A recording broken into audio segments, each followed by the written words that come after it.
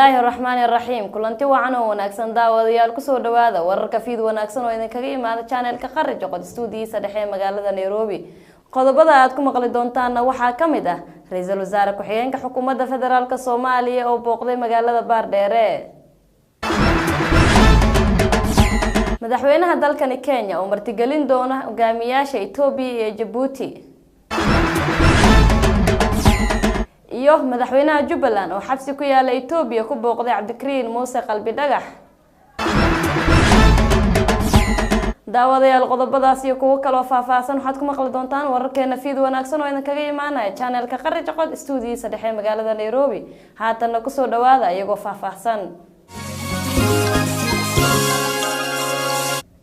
wafdi uu hogaaminaya Ra'iisul Wasaare ku-xigeenka Xukuumadda Federaalka Soomaaliya Mahdi Maxamed Guuleed ayaa gaaray magaalada Baardheere ee gobolka Gado iyadoo boqolaal qoys ay ku barakaceen fatahaado uu sameeyay wabiga Jubba. warkaasi waxa inoo diyaariyay Fakado Maxamed Axmed.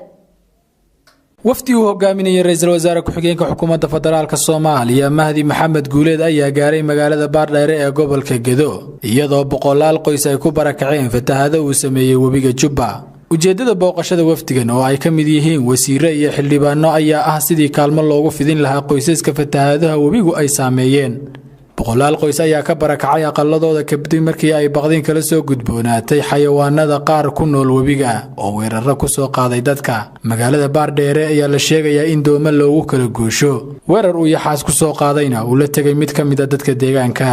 wafdigan uu hogaaminaya Ra'iisul Wasaare ku-xigeenka Mahdi Guuleed ayaa lagu wadaa inay sii tagaan degmooyinka Luuq iyo Dolow ee gobolka Gado halkaas oo laga sheegayo in ay fatahaado barakiciyeen boqolaal qoys. Fakado Maxamed Axmed, wararka fiid wanaagsan, Nairobi.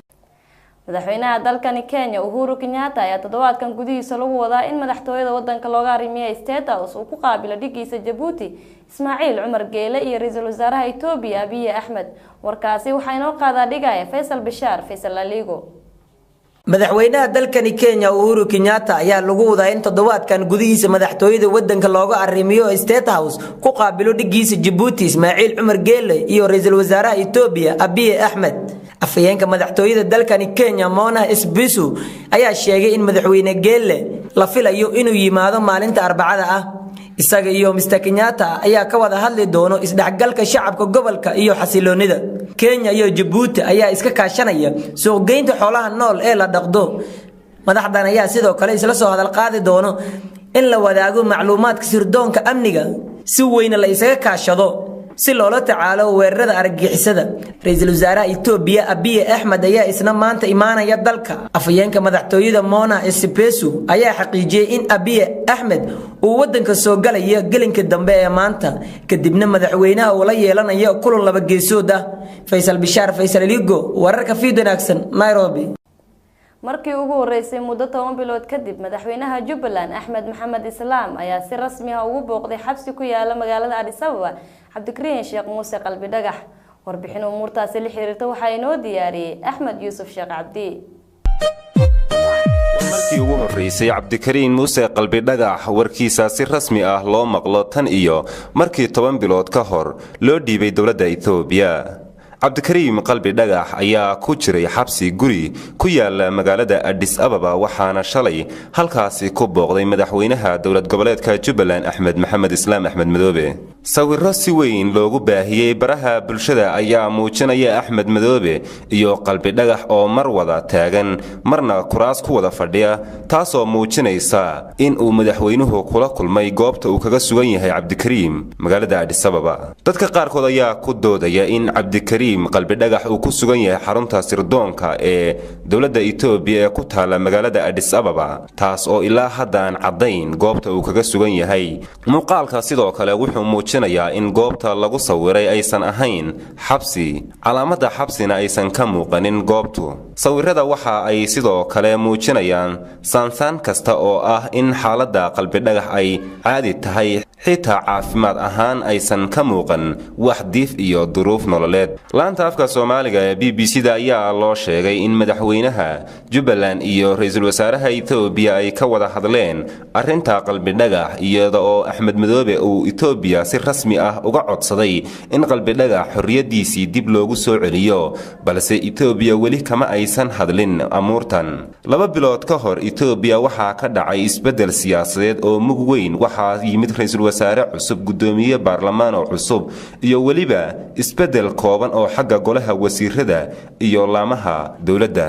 waxaa sidoo kale Abiy Ahmed uu la yimaaday siyaasad furfuran oo si weyn gudaha iyo dibadda dalkaba looga soo dhaweeyay. wuxuu la kulmay mucaaradkii dowladda ku kacsanaa, wuxuu sii daayay maxaabiis badan oo siyaasad ahaan iyo qaabab kaleba u xirnaa. sii deynta maxaabiista waxaa ka faa'iidaystay Bashiir Axmed Makhtal oo dhowr iyo 10 sano u xirnaa dowladda Itoobiya, kuna eedeysnaa inuu ka tirsan yahay ururka ONLF. Bashiir oo dhalashada Canada haysta wuxuu dib ugu soo noqday dalka Canada. waxaana hadda la isweydiinayaa in muuqaalka cusub ee Cabdikariim qalbi dhagax ay saansaan u noqon karto in Itoobiya ay sii deyso. waxaa sidoo kale wararkan hadda soo dhacaya ay jab weyn ku noqon kartaa dowladda federaalka Soomaaliya oo ninkan horey ugu dhiibtay Itoobiya kuna tilmaamtay inuu yahay urur argagixisa. 10 bilood ka hor ayay ahayd markii Cabdikariim qalbi dhagax laga soo qabtay magaalada Gaalkacyo dhinaca ay maamusho Galmudug, waxaana la keenay Muqdisho. kadibna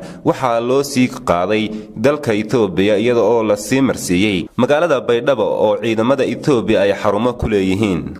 way adkayd in isla markiiba la ogaado dhiibistii qalbi dhagax. dowladdana way ka gaabsatay intii muddo ahaydba inay ka hadasho qaabkii ninkaasi loogu wareejiyay Itoobiya. saxaafadda Soomaalida iyo siyaasiyiin badan ayaa aad u faaqiday dhiibista qalbi dhagax, waxaana dowladda lagu cadaadiyay in ay muujiso mowqifkeeda arrintaasi ku aadanaa. go'aan ay soo saareen golaha wasiirada dowladda federaalka Soomaaliya ayaa lagu sheegay in dhiibista Cabdikariim qalbi dhagax ay ahayd go'aan ay dowladdu qaadatay. wasiirkii warfaafinta ee xilligaas Cabdiraxmaan Cumar Yariiso ayaa sidan hadalkiisa u sheegay, isaga oo intaasi raaciyay in heshiisyo horey loo galay la waafajiyay.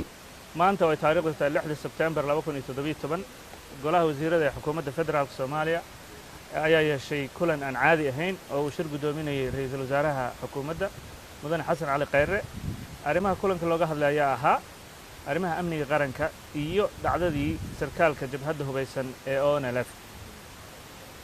golaha ayaa ugu horreyn warbixin ka dhageystay hay'adaha amniga ee la xiriira xaaladda amni ee dalka guud ahaan, gaar ahaan dhacdadii sarkaalka jabhadda hubeysan ee ONLF. waxayna sheegeen inuu abaabulayay falal lid ku ah amniga dalka oo in muddo ah ka dhex waday dalka gudihiisa, xiriirna ula lahaa kooxaha argixisada ee Al-Shabaab.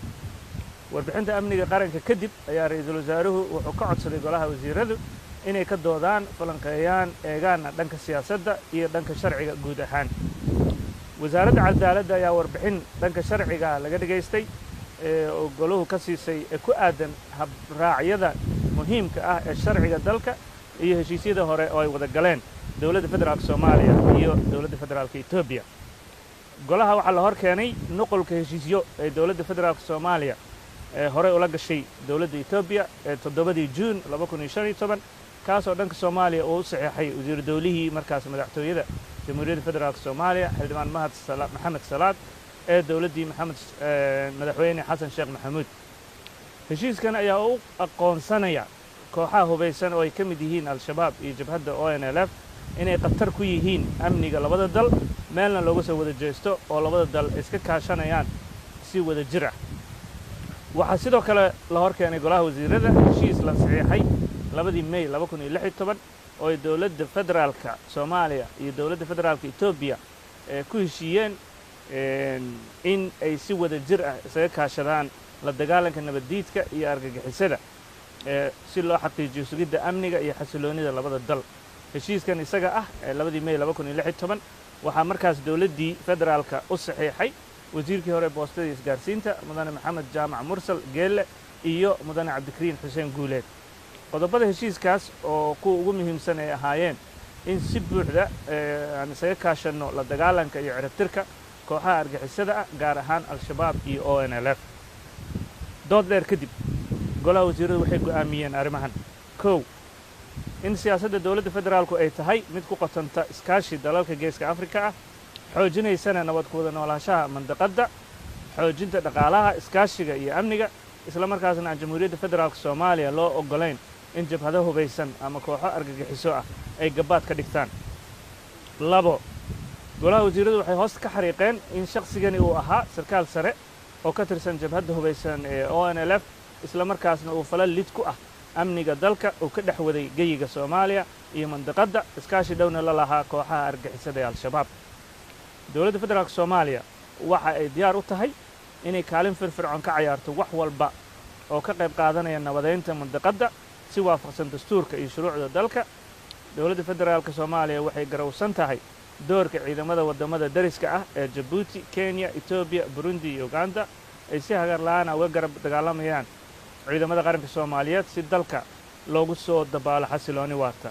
afar goluhu wuxuu mar kale hoos ka xariiqay heshiisyadii iskaashi ee dowladda federaalka Soomaaliya iyo dowladda federaalka Ethiopia ay kala saxiixdeen sida heshiiskii 7 Juun 2015 iyo heshiiskii 2 May 2016 oo tilmaamaya in dhan looga soo wada jeesto arrimaha amniga iyo nabad ku wada noolaanshaha mandaqadda heshiisyadan waxay si cad u qeexayaan kood in cadowga labada dhinac ee Al-Shabaab iyo jabhadda ONLF ay qatar ku yihiin amniga labada dal meelna looga soo wada jeesto oo labada dal ay iska kaashadaan si wada jir ahna ula dagaalamaan shan waxa reeban isla markaasna mamnuuca in jamhuuriyadda Soomaaliya gudaheeda ay kooxaha argagixisada iyo kooxaha hubaysanba ka dhigtaan gabaad ay dagaalada iyo colaadaha ka horinayaan oo ay kaga duulaan wadamada jaarka lix dowladda federaalka Soomaaliya waxa ay ka qaadi doontaa tallaabooyin cad oo sharciga waafaqsan cid kasta oo isku dayda inay jabhado hubaysan ka dhex abuurto dalka gudihiisa ama ay taageeraan kooxo argagixiso ah iyagoo maleegaya falal lid ku ah dalka gudihiisa ama iyo wadamada jaarka toddobo qodobka ugu dambeeya xukuumadda federaalka Soomaaliya waxay dib u eegis ku sameynaysaa heshiisyadii ay dowladdii hore gashay si qabyatir loogu sameeyo wixii daloolooyin ah ee ka jira haddii ay jiraan loona waafajiyo habraaca sharciga ee dalka dhammaad aad iyo aad golaha wasiirada ayaa cod aqlabiyad ah ku ansixiyey in dhiibistii qalbi dhagax loo maray hab sharciga waafaqsan dowladda markii ay hadalkaasi soo saartay waxaa cirka isku shareeray xamaasadii arrinkaasi ku saabsanaa waxaana si weyn ay dowladdu ula kulantay cambaarayn kala duwan oo bulshada dhexdeeda iyo siyaasiyiintaba ah saxaafadda ayaa sidoo kale si weyn u faaqiday hadalhaynta dhiibistii qalbi dhagax kadib waxaa la soo saaray guddi amuurta soo baara baarlamaanka horgeysa sidii ay wax u dhaceen bilooyin kadibna guddigii waxay baarlamaanka hor keeneen in dhiibistii cabdikariim qalbi dhagax ay qalad ahayd isla markaasi si sharci darro ah waxaa sidoo kale baaritaankaasi ay guddigu sameeyeen eedayn loogu jeediyey hay-adda ammaanka madaxweyne farmaajo ayaa ku raacay go'aanka ay soo saareen guddiga baarlamaanka ay xaajadan u saareen dhiibista cabdikariim muuse qalbi dhagax waxay keentay in la isweydiiyo qofka Soomaaliga ah muwaadinimadiisa taasoo fasiraadeeda muran weyn keentay waxaa sidoo kale wax la iska weydiiyey waxa dastuurku uu ka qabo muwaadinimada iyo sida loo qeexayaba ONLF ayaa dowladda federaalka eedayn culus u jeedisay inay muwaadin Soomaali ah dowlad kale u gacan gelisay balse bilooyin kadib ONLF iyo Ethiopia waxa uu bilowday wada hadal Kenya ka dhacay oo qodobo ahaan lagu wada heshiiyey balse aanan si wada jir ah loo wada saxiixin qodobadaasi waxaa ka mid ahaa in maxaabiista ay Ethiopia hayso ee ONLF ka tirsan la sii daayo baraha bulshada ayaa si weyn loogu hadalhayaa sawirada maanta ka soo muuqanaya waxayna dhalinayeen doodo soo kicinaya muranadii hore u jiray waxaa hadda dad badan isweydiinayaan in ay suurtagal tahay in qalbi dhagax la sii daayo oo uu la midoobo dadkiisii ugu dambeyntiina wajigii labaad ee barnaamijka shaqaalaysiinta dhalinyarada gobolka Banaadir ayaa laga daafuray magaalada Muqdisho gudoomiyaha gobolka Banaadir ahna doqa magaalada Muqdisho Cabdiraxmaan Cumar Cismaan injineer Yariso oo daafuray wajiga labaad ee barnaamijka shaqaaleysiinta dhalinyarada gobolka ayaa sheegay in maamulkiisu uu xoog saari doono sidii loo dardargelin lahaa barnaamijkan. Gudoomiyaha ayaa xusay in wajiga labaad dib loogu howlgelinayo kun dhalinyaro ah oo horey loo shaqaaleysiiyay muddo 6 bilood ah ay tilmaamayso mudnaanta uu siinayo maamulka gobolka Banaadir sidii loo joogteyn lahaa qorshayaasha ku saabsan shaqaaleysiinta dhalinyarada. maamulka gobolka waxaa ka go'an in fursadahan oo kale uu u hergeliyo dhammaan dhalinyarada gobolka iyadoo laga shaqeynayo sidii dhamaantood ay u noqon lahaayeen qaybo waxbarta iyo kuwa kale oo loo abuuro fursado shaqo. taasina waxay ku hergelinaysaa iskaashi dhameystiran oo dhamaanteen ayuu yiri injineer Yariso. dhalinyarada dib loogu howlgelinayo ee qaybta ka ah barnaamijka shaqaaleysiinta ayaa ka warbixiyay faa'iidada uu ku soo kordhiyay noloshooda gaar ahaan khibradooda shaqo iyagoona muujiyay sida ay uga go'an tahay in la laabo dadaalkooda ku aadan sidii ay uga adeegi lahaayeen dalka iyo dadkooda. sidoo kale munaasabada lagu daafuray barnaamijka shaqaaleysiinta dhalinyarada gobolka Banaadir waxaa hadala ka jeediyay gudoomiye ku-xigeenka amniga iyo siyaasadda mudane Maxamed Cabdullaahi Tulaax, arrimaha bulshada Marwa Basmo Caamir Axmed, xildhibaano iyo mas'uuliyiin kale oo heer gobol iyo degmo ah. waa tahay daawadayaal guud ahaan wararkeena fiid wanaagsan qodobkaasi ayaa u dambeeyay. intaynu ku kulmi doono warkan mid ka xiga waxaan idinkaga tegaynaa dhammaan bahda fiid wanaagsan oo idin la sidaa amaana Allah.